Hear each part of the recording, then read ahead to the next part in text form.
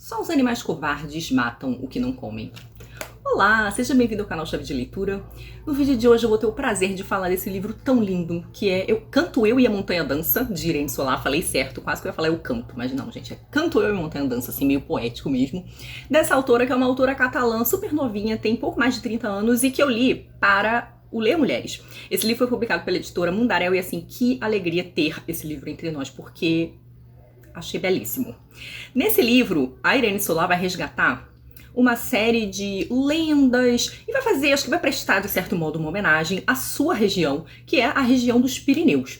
E ela vai compor esse romance através de vários capítulos com muitas perspectivas diferentes. E ao longo de um período enorme, né? A gente vai ter aqui momentos em que ela tá falando da formação das montanhas dos Pirineus, ou seja, muito tempo atrás, mas vai passar também um pouco pela Inquisição, vai passar pela Guerra Civil Espanhola, até chegar ao tempo presente.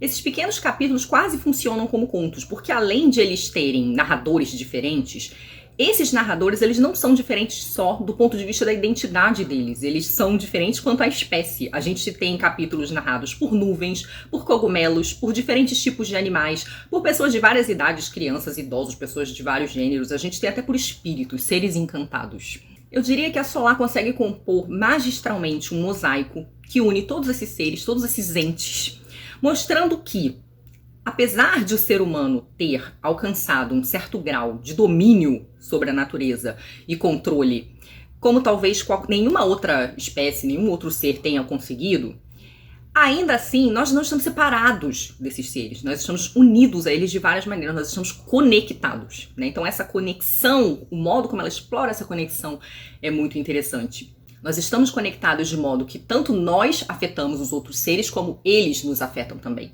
E essa mudança de perspectiva é muito interessante para mostrar que, se por um lado nós somos esses seres, como descritos no trecho que eu li no início, né, animais covardes porque matam e não vão comer, a gente desperdiça, a gente tem, de certo modo, essa interferência na natureza que excede de várias maneiras.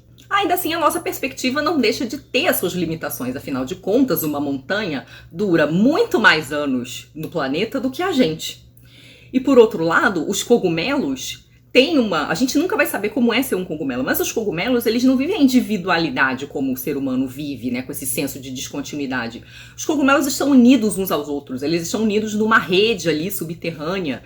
Então é quase como se eles vivessem coletivamente, né? Esse senso de individualidade, descontinuidade, não é o mesmo para eles como é para nós.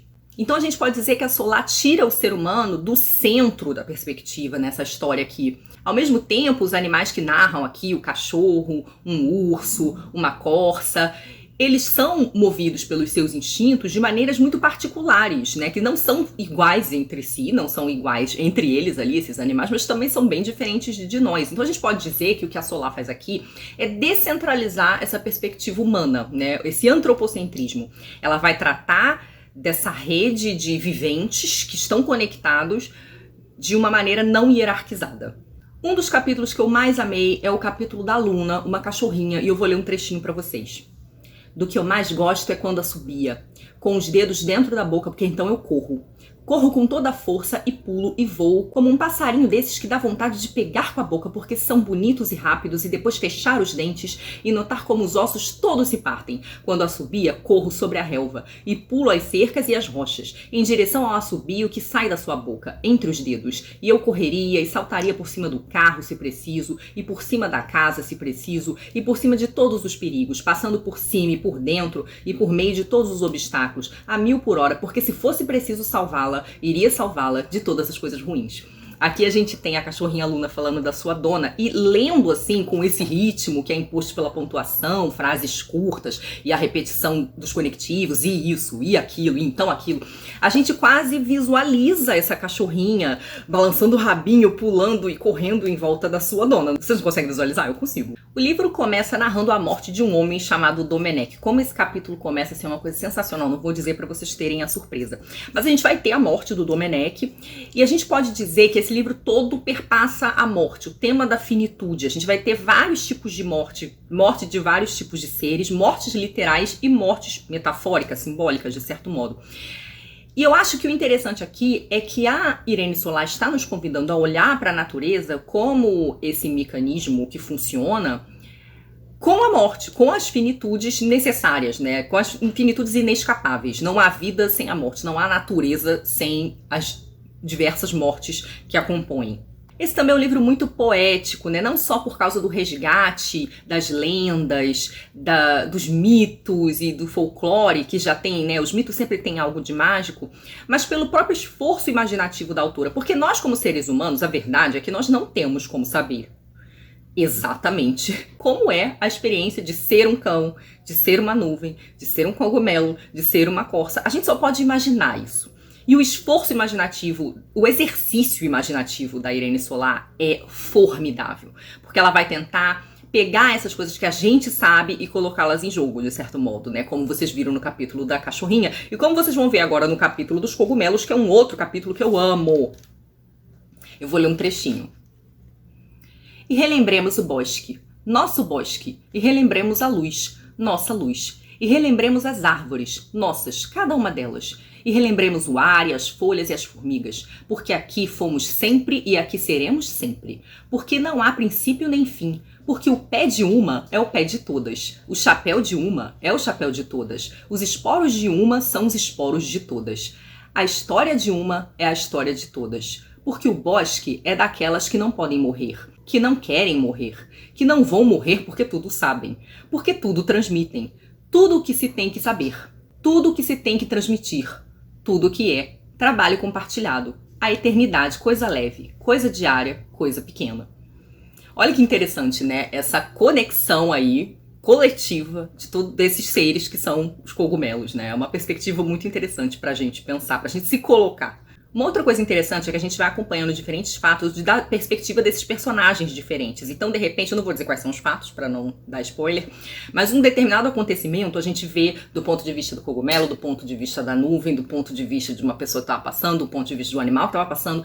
Então, a gente vai voltando nesses fatos, mas por essas perspectivas diferentes, que são muito diferentes, porque elas são percebidas também pelos seus narradores de modo muito diferente. Além disso, os capítulos são muito surpreendentes, porque a gente nunca sabe de antemão quem vai narrar. Então a gente começa lendo, e aí, sei lá, vê um ser ali falando no coletivo, ou vê um determinado ser falando de certas sensações que a gente não reconhece como seres humanos. Então a gente também fica ali naquele esforço inicial de tentar entender quem é essa criatura que está falando. Uma coisa que eu adoro é que o livro tem 2 poetas, e eu acho que isso tem tudo a ver. Porque a nossa linguagem, como o livro ele tem essa perspectiva histórica, não diria histórica, mas temporal, que é muito longa, acho que ela até pretende transcender uma perspectiva histórica de alguma maneira. A nossa linguagem, a sua origem provavelmente foi a poesia, estava ali no ritual de algum modo. Então o nosso modo de comunicar, o nosso modo de pensar, ele surge do poético, né? A poesia, ela tá ali na gênese, não só do nosso ato de comunicar, mas também do nosso ato de pensar sobre nós mesmos e de pensar sobre o mundo. A poesia é um tipo de texto que também não tem tempo linear, então ela também tem um outro tipo de tempo, a gente poderia dizer, ela tem ali um tempo meio fechado, meio concluído em si mesmo. E a poesia sempre esteve associada, em especial em tempos remotos, a um certo ritmo do corpo, a um certo ritmo da respiração, a um certo ritmo da natureza. Então a poesia, ela tá toda ligada a uma certa ideia de algo que é primordial na nossa experiência no mundo. Então eu amei que essas poesias estivessem aqui. A gente tem as poesias dos poetas e a gente tem a reflexão deles sobre os poetas, e eu vou ler uma reflexão deles agora. A poesia tem tudo. A poesia tem a beleza, tem a pureza, tem a música, tem as imagens, tem a palavra dita, tem a liberdade e tem a capacidade de comover. E de deixar você entrever o infinito, o que está além. O infinito que não está na terra nem no céu. O infinito dentro de cada um. Como uma janela bem no topo da cabeça, que não sabíamos possuir, e que a voz do poeta abre um pouco, um pouquinho, e lá em cima, por aquela fresta, desponta o infinito. Vocês devem ter percebido que alguns desses trechos que eu li são muito bonitos, né? Muito poéticos. E eu diria que o livro todo, ele perpassa essa ideia ou essas experiências do belo, né, da beleza, mas também da violência, né? Esses diferentes tipos de morte. A morte das bruxas que foram assassinadas, a morte dos cogumelos que são colhidos para serem comidos, né? A morte dos animais que são caçados, a morte de animais que estão um atrás do outro ali na dinâmica da cadeia alimentar. Então a gente tem esse embate aí do que é muito belo e enternecedor, e fascinante, algo de sublime, mas também daquilo que tem uma certa violência, né? A natureza, você não precisa ter só os animais para pensar a violência da natureza. Um tsunami pode ser muito violento, né? Uma tempestade pode ser muito violenta. E aí fica a minha pergunta: o que é a natureza se não essa combinação de beleza e violência?